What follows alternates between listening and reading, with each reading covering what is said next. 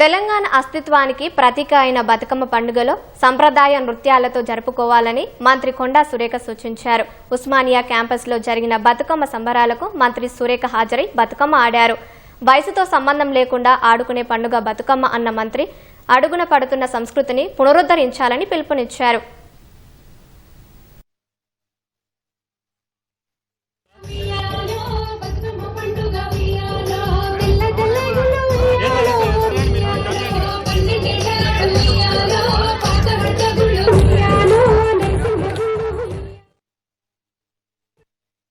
బతుకమ్మ అంటేనే బతుకునిచ్చే తల్లి. ఈరోజు ఆ బతుకునిచ్చే తల్లిని 9 రోజులు కూడా ఆడి ఆటపాటలతోటి మరి 9వ రోజు సద్దుల బతుకమ్మగా అమ్మను నీళ్ళల్లో వేసి గౌరమ్మను పూజించి పసుపు కుంకుమలు పంచుకొని మరి అందరం కూడా చక్కగా ఉండాలి. మరి తెలంగాణ సుభిక్షంగా విలసిల్లాలి. మరి ప్రభుత్వం కూడా ఈరోజు రేవంత్ రెడ్డి గారు చేపడుతున్న ప్రతి కార్యక్రమానికి కూడా వచ్చే అడ్డంకులు తొలగిపోవాలి. మరి ఎవరి కుటుంబాల్లో వాళ్ళు ఆనందాలు పంచుకోవాలి. వాళ్ళ పిల్లలు బాగుండాలి, రైతులు బాగుండాలి, కాలం సరిగా ఉండాలి, వాళ్ళకు గిట్టుబాటు ధర రావాలి. ఇలాంటివన్నీ కూడా ఈ యొక్క బతుకమ్మ ద్వారా తీరే అవకాశం ఉంది.